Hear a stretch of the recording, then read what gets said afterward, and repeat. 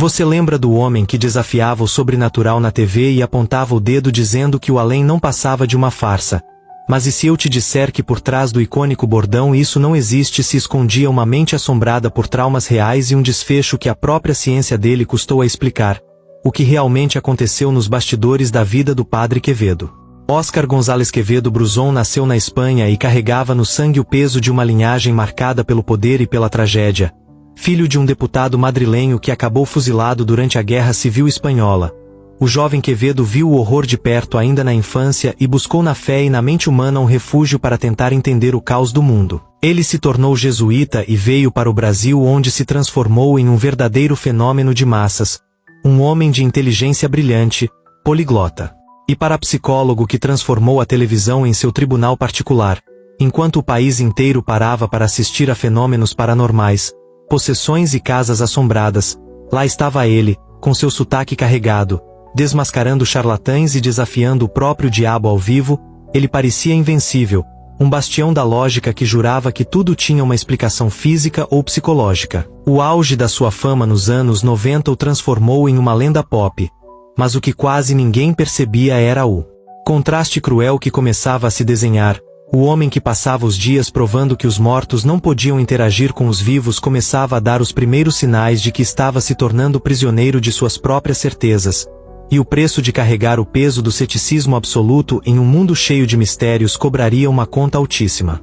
Conforme os anos avançavam e os refletores da TV começavam a se apagar, o homem vigoroso que enfrentava o oculto começou a se recolher em uma rotina cada vez mais silenciosa e enigmática. Os bastidores de sua vida na comunidade jesuíta em Belo Horizonte revelavam um contraste perturbador com aquela figura imponente das telas. Ele passou a viver cercado por milhares de livros, isolado em um mundo de teorias enquanto sua saúde física e mental começava a fraquejar. Mas isso ainda não era o pior. Pessoas próximas começaram a notar que o caçador de mistérios parecia travar uma batalha interna contra o próprio tempo e contra o esquecimento.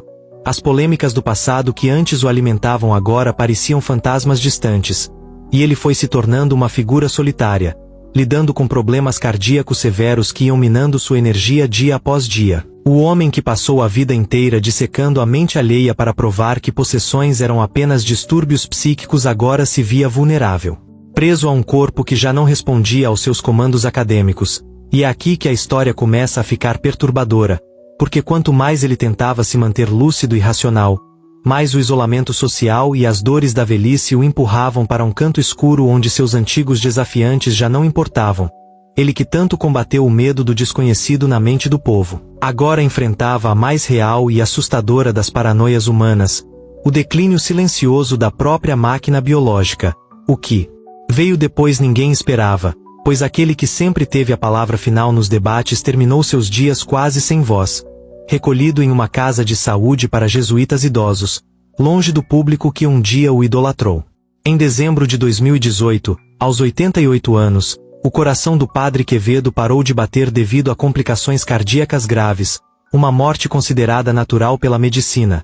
Mas se fizermos uma autópsia simbólica de sua trajetória, o laudo final revela algo muito mais profundo: a falência do homem que dedicou cada batimento cardíaco para combater o intangível. O coração que parou era o mesmo que carregava as cicatrizes do fuzilamento do pai e o estresse de décadas lidando com o fanatismo e a farsa.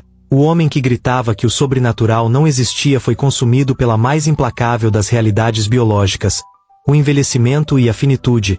No fim, sua mente brilhante e seu ego gigante tiveram que se curvar diante da única certeza que ele nunca pôde refutar: a morte. Essa autópsia psicológica nos mostra que por trás da armadura do ceticismo existia uma solidão profunda, uma fuga talvez, onde apontar o dedo para os mistérios do mundo era uma forma de controlar o próprio medo do caos que destruiu sua infância. Ele provou que os milagres falsos não existiam, mas acabou descobrindo que o esquecimento e a fragilidade humana são terrivelmente reais.